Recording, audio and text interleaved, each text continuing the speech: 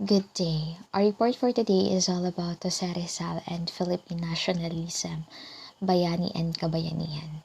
And here are your reporters, yours truly, Shaila Lial, followed by Mary Jo Lacdao and Camille Cabrera.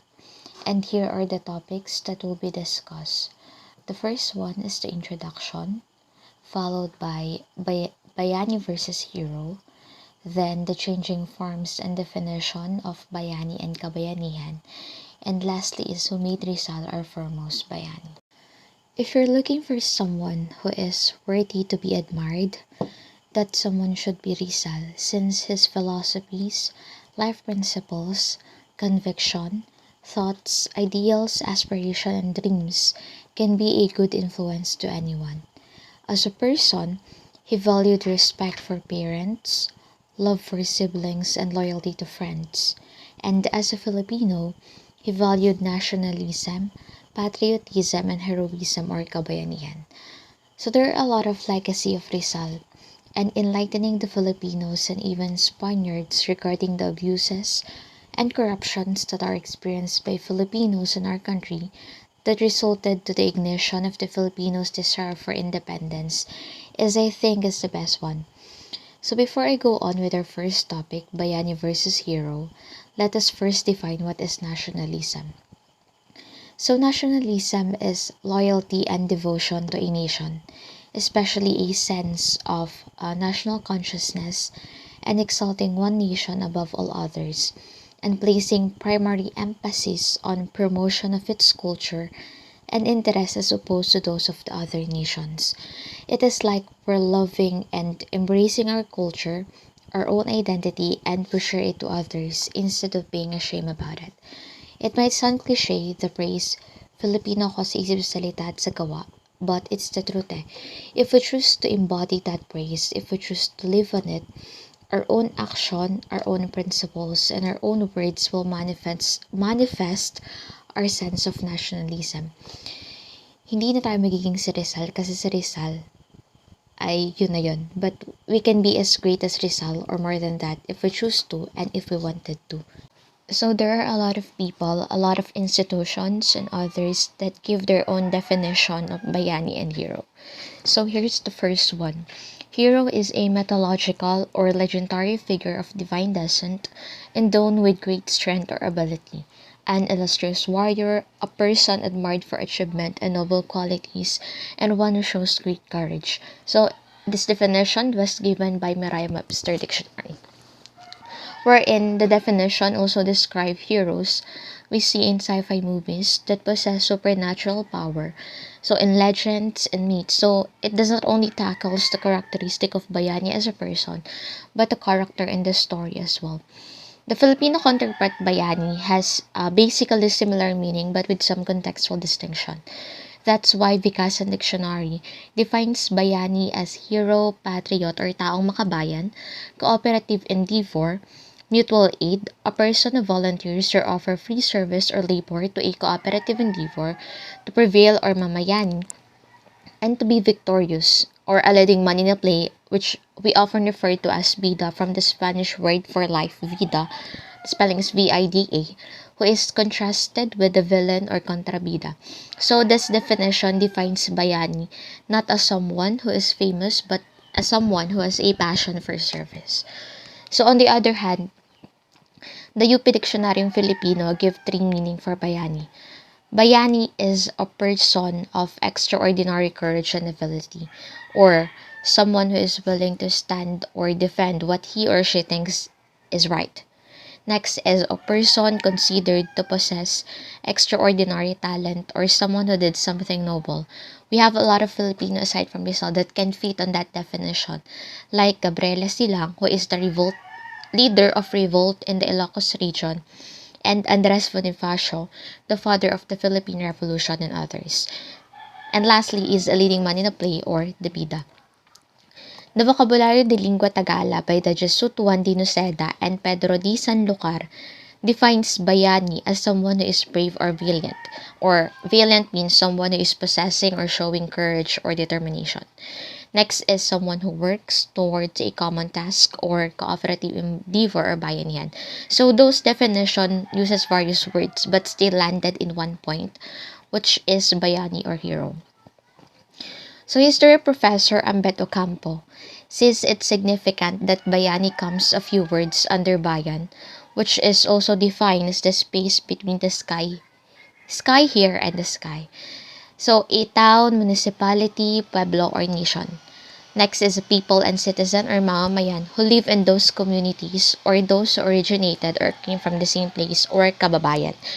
Day, araw, or a time of the day or malalim ang bayan. And whether that is good or bad or masamang bayan. So kaya naman ayon kay Ocampo, magkaiba daw ang meaning ng hero at bayani. Dahil ang bayani ay richer no word than hero because it may rooted in bayan as place or in doing something great not for oneself but for a greater good for community or the nation. So next topic is the changing forms and definition of bayani and kabayanihan. So our concept of kabayanihan and bayani shifted and evolved as time passed by. And to have a better understanding of how this concept changed, let us compare the old and modern definition. Bayani in the old definition is someone who fight with his bayan or community. Kasi back then, we are colonized by Spain or other colonizer. That's why someone needs to fight for our independence. So this bayani may historically refer to those who contributed to the birth of a nation. So, ang salitang bayani ay isang Austronesian na salita na dinala ng ating mga katutubo sa ating bayan. Ang mga bayani ay mga mandirigma kung saan sila ay nangunguna sa pagtatanggol ng pamayanan laban sa mga kinakaharap na mga kaaway at mga panganib. So, ang ilan sa mga distribatibo ng salitang bayani ay bahani, mahani, bahabnin, at bahani. So, on the other hand, its modern definition is that bayani is someone who sacrifices even the little things for the benefits of other, or the epitome of being selfless and caring for others. Hero in the old definition is someone who possesses great courage, strength, and is favored by gods, while its modern definition states that hero is someone who has distinguished courage and ability, someone who do good deeds for the greater good of others, and mostly work alone. So to better understand it, let's compare the notion of a modern-day bayani to earlier meanings of bayani. So the online article ang salitang bayani sa Pilipinas explain everything about it. So sa kultura nating mga Pilipino, ang pagiging bayani ay nasusukat sa katapangan at sa bilang ng napapatay na kaaway. So may iba't ibang antas. Ang mga antas na ito ay kinikilala bilang maniklad na ang pinakamababang uri ng bayani na nakapatay ng isa o dalawang kaaway. Karaniwang siya ay nakasuot ng putong na pula at dilaw. Next is hanagan, naman kung tawagin ang nasa ikalawang antas. So siya ay sumasailalim sa ritual na kung saan ay dapat siyang sapian ni Tagbusaw, ang Diyos ng pakikipagdigma, at kainin ng atay at puso ng mga kaaway. So karaniwang nagsusuot ang mga ito ng pulang putong. Pangatlo ay ang kinabuan. Kung tawagin naman ang makapatay ng 20 hanggang 27 at karaniwang nakasuot ng pulang pantalon. Next is luto, na kung tawagin ang makapatay ng 50 hanggang 100 na kaaway at karaniwang nagsusuot ng pulang jacket. At ang panghuli ay lunugom, naman ang pinakapaborito ng Diyos na si Tagbusaw dahil dito may ipakikita niya ang kanyang katapangan sa pagkikipagdigma kung saan napatay niya ang kanyang kaaway sa sarili nitong tahanan at itim ang karaniwang suot ng mga ito. So one case in point is our overseas Filipino workers or OFWs, which are Filipinos who are working in foreign countries. So they basically travel abroad in pursuit of better employment to provide for the needs of their respective families in the Philippines. Kasi hindi naman katakataka na mas better ang sahod and the amount of work sa ibang bansa compared dito sa Pilipinas, especially those countries who are belong in the first world countries like countries in Europe, America. So hindi natin masisisi if they choose to leave our country. So the OFWs are often referred to as mga bagong bayani. working abroad is a form of taking risk or pakikipagsapalaran for them, as it entails sacrifices and likely danger, such as loneliness, anxiety, trauma, fatigue, culture shock, and even exploitation. So all of this they are willing to endure just to make a living and grant a better future for their respective family from whom they are separated for years. So they say tiis-tiis lang for para sa magandang kinabukasan ng family. So and that's a proof or epitome of how loving, how selfless they are.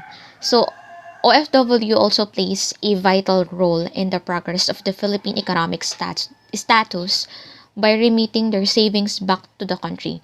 So, they help the government in pulling up the country's economic status with the overall dollar reserve. So, next is the money they send provide the much needed hard currency saving the country from defaulting on foreign debt obligation in the process. And OFW also helps stabilize the Philippine peso in relation to peso-dollar exchange and also contribute to the country's GNP growth. So, in recognition of their contribution to the national economy, OFWs are thus called bagong bayani or our modern-day heroes, and the Philippines celebrates December as the March of Overseas Filipino Workers. So December is the month, and so Filipino historian and pantayong pananaw proponents Dr. Zeus A. Salazar offers another sense of the term bayani and believes that mga bayani are different from heroes. So for him, ang mga bayani ay mga taong naglalakbay at bumabalik sa bayan. Ang mga bayani ay lumalaban ng may kooperasyon, samantalang ang mga hero or western concept ay lumalaban mag-isa. So, ang bayani ay hindi kailangang mamatay upang maging bayani. Kailangan niya lang gumawa ng magagandang impluensya at mga gawain sa bayan upang tawaging bayani. So, this definition gives us hope that any one of us can be a bayani too in our own respective community. Diba? Lahat tayo ay may pagkakataon na maging isang bayani in our own peculiar way. And siguro grabbing that opportunity to serve the country and its people is one of the best decisions that we will make in our life. So, that ended my report. The next topic will be discussed by Mary Jo Lacdao, and Camila Cabrera, which is Sumid Rizal, our foremost bayani. Stay safe.